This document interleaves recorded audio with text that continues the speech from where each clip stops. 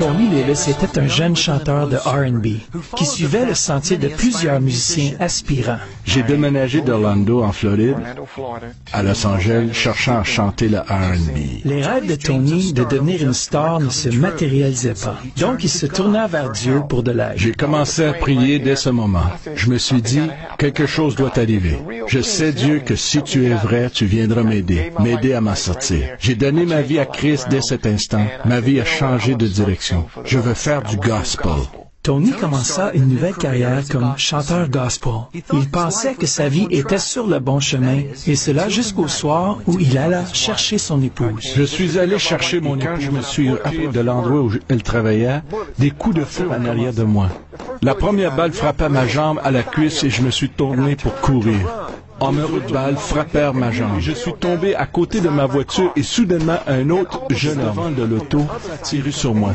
Une balle m'était droit à la cuisse et une autre balle frappa le sol, déviant et soudainement une balle effleura mon visage, ma poitrine et j'ai dit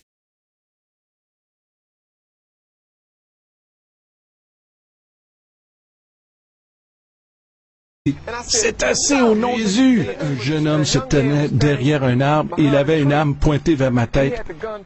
Et j'ai dit, pourquoi? Que je t'ai fait pour que tu tires sur moi comme ça? Tu ne me connais même pas. Qu'ai-je fait? Et sa mère commença à trembler et il baissa son arme. À ce point, je savais que j'allais mourir. Les balles fracassa une artère principale de Tony. Il mourut vidé de son sang en pleine rue. Sa femme, Griselda, sortit en dit les coups de feu cessaient. Quand je suis arrivé, il était couché, criblé de balles dans son sang. Voyant les ambulanciers lui faire le RCR à l'intérieur, je demandais mais ils ne me laissèrent pas RCR, essayant de le ranimer. J'ai commencé à flotter vers les nuages. Ces nuages commençaient à s'ouvrir et à travers ces nuages, j'ai vu cette grande ville. C'était tellement étrange. Mais la ville était si merveilleuse. J'ai vu des couleurs comme je n'ai jamais vu auparavant dans ma vie. Ces couleurs étranges, brillantes, radiantes, sortant de cette grande ville. Soudainement, cette voix me dit, « Ce n'est pas encore ton temps. Retourne. » Et moi, j'ai dit, non, non, non, non, non, pas du tout. Tony, ton travail n'est pas encore. Le docteur l'avait déjà prononcé mort. J'ai ouvert les yeux et j'ai regardé. J'étais branché sur la machine qui me maintenait en vie. Cette chose était dans ma gorge. Ce grand tube avec une trachée qui était dans ma gorge. Et ce docteur, il était en train de lancer un drap par-dessus ma tête. Mais il échappait le drap. Il est sorti de la chambre en courant. Les docteurs iraient vers sa chambre. Il me vérifiait. Il ne pouvait pas croire. Il disait, « Tu sais, tu étais mort pendant 30 minutes. » Et normalement, après être mort quelques minutes, il s'attendait à avoir des dommages au cerveau. Tony était vivant, mais le docteur avait de mauvaises nouvelles. Le docteur me disait, « Je m'excuse, j'ai incisé ta gorge immédiatement pour assurer de l'air à ton corps. Donc nous avons ouvert ta gorge et par accident, nous avons coupé une partie de tes cordes vocales. Donc ce que l'on peut faire à ce moment est nous pouvons mettre une boîte sur le côté de ta gorge et tu peux parler avec cette boîte. » Et ils lui ont dit qu'il devait peut-être être obligé d'amputer sa jambe gauche. Et malheureusement, l'artère de ta jambe gauche ne fonctionne pas comme elle doit. Elle n'est pas bien placée dans ta jambe. J'étais fâchée contre Dieu parce que j'ai demandé à Dieu. Pourquoi as-tu laissé quelque chose comme cela arriver à une bonne personne qui essaye de te servir? Mais Tony dit qu'il s'est tenu sur sa foi en Dieu. J'ai servi Dieu en esprit et en vérité et je crois qu'il va se manifester. Je crois que par ses meurtrissures nous sommes guéris. C'est dans la Bible me guérir et je vais me tenir sur cette parole seulement. Tony pria pour un miracle et dit qu'il le reçut le soir même. Et soudainement, j'ai senti une chaleur entrer dans la chambre. C'est entré dans la chambre, une belle chaleur, et ça touchait ma jambe. Et je l'ai senti monter jusqu'à mon artère. Et j'ai senti comme si les choses se faisaient brasser ensemble dans ma jambe. Et soudainement, c'est monté jusqu'à ma gorge. Tony dit, bien que Dieu a guéri son corps, Dieu travaillait aussi son cœur. Tu dois pardonner. C'est que Dieu disait à mon esprit et je disais, pourquoi dois-je pardonner à ces personnes qui m'ont tiré dessus comme ceci? Et il le dit encore, tu dois pardonner. Et quand il a dit cela, j'ai dit, tu sais quoi, c'est un choix pour moi. Je veux pardonner, ce n'est pas un sentiment, mais c'est un choix. Donc la police dit à Tony qu'il était proche d'une union dans un gang local. Je crois vraiment dans mon cœur que c'était un miracle de la manière dont mon mari a été fusillé. J'ai vu des gens arriver à l'hôpital ayant été atteints par une balle mourir. Lui, il a reçu 5 balles. Il était mort. Mais Dieu l'a ramené pour une raison. Tony chante toujours le gospel et partage là où il va. Il veut que les gens comprennent la puissance de l'amour de Dieu. Je sais et je crois vraiment. Quand les Écritures disent que même pas la mort peut nous séparer de son amour, je pense à comment il m'a touché, il m'a ramené à la vie, comment il m'a redonné ma joie, ma force. Je suis totalement bouleversé par sa grâce et sa miséricorde.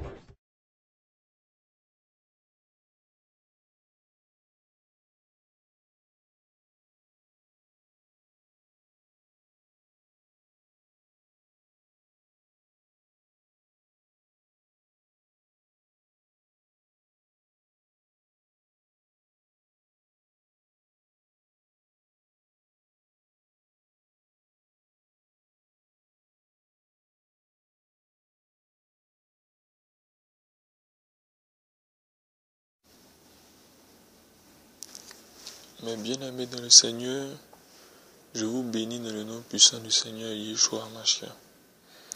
Je suis très heureux d'échanger avec vous de la sainte doctrine du Seigneur.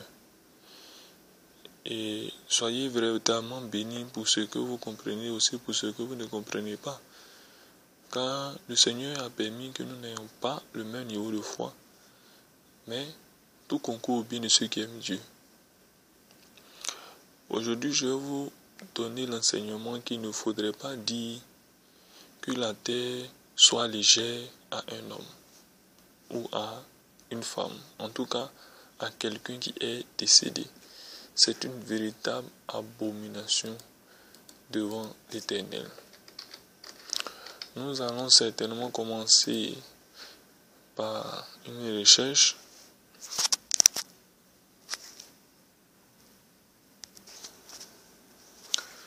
Je vous exhorte donc à faire une petite recherche. Vous pouvez taper dans la partie Google le Dieu de la terre. Vous allez tomber sur un site qui est nommé wikimini.org.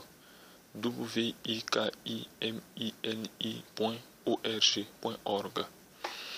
Vous allez voir que la mythologie romaine vient de la mythologie grecque qui elle-même est plus ancienne. En réalité, les démons ont plusieurs noms. Ils se donnent plusieurs noms. Il y a plusieurs dénominations. Mais en réalité, c'est le même esprit qui agit derrière.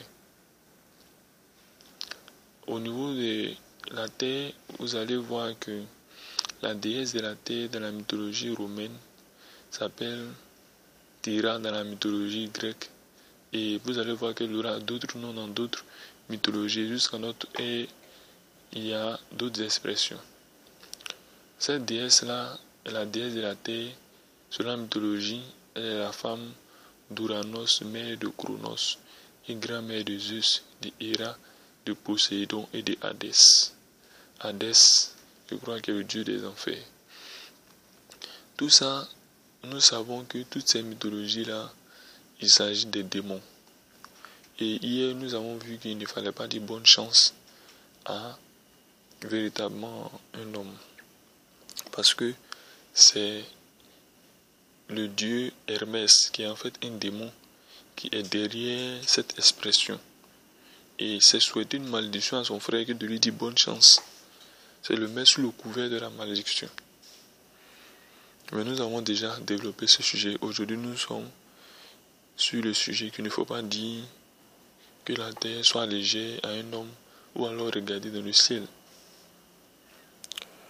Qu'est-ce que le Seigneur peut dire dans Jean 3, versets 13 à 15? Prenons le livre. Nous avons été très brefs dans les recherches mythologiques, parce que vraiment, c'est juste un indicatif, cela ne nous intéresse pas. Je le dis pour les bébés spirituels parce que je ne le dis pas par orgueil quand je dis bébé spirituel, mais pour dire que pour que tout le monde comprenne, car souvent les messages, il y a des enfants de 12 ans qui écoutent les messages, il y a aussi des hommes âgés dans la foi. Donc il faudrait que tout le monde comprenne le message en question. Donc nous allons prendre le livre de Jean. On va prendre le livre de Jean et on va voir qu'est-ce que le Seigneur Macha veut nous dire. Il dit dans le livre de Jean 3, à partir du verset 15. Il dit, on peut prendre à partir du verset 13, Jean 3, 13. Il dit, personne n'est monté au ciel si ce n'est celui qui est descendu du ciel, le Fils de l'homme qui est dans le ciel. Et comme Moïse s'éleva le serpent dans le désert, il faut de même que le Fils de l'homme soit élevé, afin que quiconque croit en lui ait la vie éternelle. Cette vérité de livre de Jean nous montre que le Machia vient d'en haut. Et lui, il pouvait dire quelque part que moi je suis d'en haut, vous êtes d'en bas. Quand nous prenons le livre de Luc 20, verset 38, Marc 12, verset 27, Matthieu 22, verset 32, nous montre que notre Elohim est le Dieu des vivants et non le Dieu des morts. Et donc, lorsque quelqu'un meurt, il est inutile de dire pour un frère dans la foi ou pas que la terre lui soit légère. Car pendant qu'il était encore en vie, il a entendu l'évangile. On lui a prêché de changer de vie. Mais cette personne n'a pas accepté de changer de vie. Donc, quand cette personne n'est plus de ce monde, il est complètement inutile de lui dire que la terre te soit légère. Absolument. Parce que celui qui croit au Fils de l'homme a la vie éternelle. Celui qui ne croit pas au Fils de l'homme n'a pas la vie éternelle, mais la colère de Dieu demeure sur lui.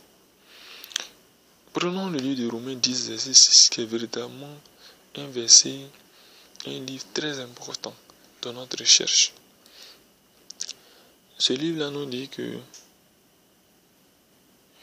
ne dis pas en ton cœur qui montera au ciel, ni qui descendra dans les enfers. Voilà.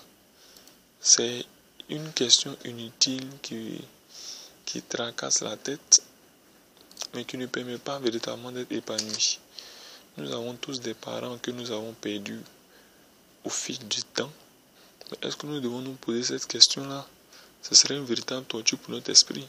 Le Seigneur n'a-t-il pas dit laissez la mauvaise herbe avec la bonne herbe, de peur qu'en arrachant la mauvaise herbe, la bonne herbe aussi soit déracinée. Donc véritablement, comme le dit le livre de Romains 10, verset 6, ne vous posez pas cette question-là. Ne souhaitez même pas en disant tel mort, que la terre lui soit légère, qu'il aille au paradis, qu'il aille ceci. Non, ce n'est pas de votre sort. Ce qui est de notre sort, c'est d'annoncer l'évangile aux vivants. Car notre Dieu est un Dieu de vivants. Nous annonçons l'évangile aux vivants. Nous parlons de la parole de Dieu aux vivants. Si les vivants veulent y croire, s'ils veulent, ils ne croient pas. Mais il y a une chose qui est sûre, c'est que le Seigneur, il fait toutes choses bonnes en son temps. Ne vous inquiétez pas de ceux qui sont morts, mais inquiétez-vous de ceux qui sont vivants. Quand on prend l'exemple de David, en Acte 2, verset 34, vous allez voir que David n'est point monté au ciel. Non. Acte 2, verset 34. Mais il attend quelque part. Tous ceux qui prétendent qu'ils sont allés dans les enfers, qui sont revenus, qu'ils ont vu des morts, qu'ils ont vu l'enfer, qu'ils ont vu le paradis, c'est une sinistre comédie. C'est de la pure comédie. Si le Seigneur voulait passer par les morts pour annoncer l'évangile, il allait le faire. Et la Bible même nous dit que dans la parabole d'Abraham et Lazare, qui n'a pas permis que le mort revienne à la vie pour annoncer l'évangile. Non. Il dit, ils ont Abraham, ils ont les prophètes. Ils ont Moïse, ils ont les prophètes. Ils peuvent annoncer l'évangile. S'ils croient, ils croiront. S'ils ne croient pas, tant pis pour eux. Donc véritablement, modifiez votre langage, modifiez votre manière de penser, votre manière de voir les choses, en vous accrochant véritablement à la parole. En vous accrochant à la parole. Ne vous laissez pas séduire, nous sommes à la fin des temps. Si vous ne vous accrochez pas à la parole, le Christ, le Macha peut venir et vous laisser. Parce qu'il va vous trouver froid. Donc, demeurez aujourd'hui, demeurez chaud. Demeurez dans la force du Seigneur. Demeurez dans la paix du Seigneur. Demeurez dans la grâce du Seigneur. Et ne dites plus dans votre bouche, ne dites plus dans votre pensée que la terre soit légère à un mort. Ou alors que le ciel prenne pitié de lui. Ou alors il est allé au paradis. Vous n'en savez absolument rien. Si la personne que vous, malgré votre douleur, sachez que vous ne savez pas si le défunt est allé soit. Et c'est même pas le temps du tri de ceux qui vont aller au paradis ou ceux qui vont aller en enfer. Le temps n'est même pas encore arrivé. Actuellement, tous ceux qui sont morts sont dans un lieu où ils attendent. Ils sont dans un lieu où ils attendent. Mais je ne sais même pas d'où vient l'idée de dès que quelqu'un meurt, il est allé au ciel. Il est allé dans l'enfer. Non. Le moment vient de lui de l'Apocalypse. La Bible nous montre que le Seigneur va faire le jugement, le dernier jugement. Il va trier les brebis des boucs. Mais ce temps n'est pas venu. Ce temps n'est pas venu. Donc pourquoi se presser? Pourquoi se presser? D'où vient cet enseignement-là? Il vient tout droit des ténèbres. La Bible nous dit, vous pouvez lire Matthieu 25, verset 33 même. Il mettra les brebis à sa droite et les boucs à sa gauche. Tout ça, c'est le jugement dernier. Est-ce qu'actuellement, on parle, le Seigneur a fait ce jugement de tri? Non. Pour dire que, mes frères bien-aimés, calmez-vous, le Seigneur viendra. Mais qu'il vous trouve véritablement pur, comme les vieilles sages qui avaient encore de l'huile. Quand il a été dit, le pot arrive. Mais ne vous laissez pas séduire par le monde. Ne vous laissez pas séduire par les choses qui sont dans le monde. Si nous veillons à ce que votre langage change, à ce que votre pensée change, à ce que tout votre être soit transformé, renouvelé selon la parole, selon le modèle de Macha, c'est-à-dire Christ, c'est parce que nous vous aimons. C'est parce que nous voulons que vous soyez avec nous, Dieu le permettant, Yahweh le permettant, dans l'enlèvement. Amen. Donc, mes bien-aimés, soyez dans la paix. Laissez les morts. Les morts, ils ont déjà leur jugement. On ne peut plus revenir en arrière. On ne peut plus revenir en arrière. Que ce soit le purgatoire qui est une sinistre comédie, que ce soit la prière des messes de requiem qui est une sinistre comédie, ou toutes sortes de choses, des nécromorphes. Nous, on n'a pas besoin des morts. Nous avons besoin des vivants. Nous avons besoin de vous, que vous croyez, que votre langage change, que votre pensée change, que vous acceptiez le Macha véritable afin que vous ayez la vie éternelle. Une fois que vous êtes mort, on s'en fout. Terminé pour vous. Votre jugement est déjà déclaré. Soyez bénis dans le nom du Seigneur. Sachez que nous allons développer les points point par point afin que vous compreniez toutes les vérités possibles. Peut-être le Seigneur passera par d'autres personnes pour vous faire comprendre les choses. Mais en ce qui me concerne, je dirai point par point. Car aujourd'hui, je commence l'enseignement sur les messes et requiem, qui sont une abomination, le purgatoire, abomination, toutes ces petites choses-là. Si je fais en un seul enseignement, les gens vont comprendre. Donc je fais des petits cours d'enseignement afin que par des méditations, aussi vous aussi des méditations à la maison, vous pouvez véritablement bien comprendre. C'est pourquoi je décortique, je dissèque les enseignements afin que vous les maîtrisez bien. Soyez véritablement bénis. Sachez que tous les enseignements qui sont donnés, c'est par amour que nous le faisons. Ce n'est ni par haine, ni par vantardise, et ni par les choses de ce genre. Mais soyez bénis véritablement en Macha. Shalom.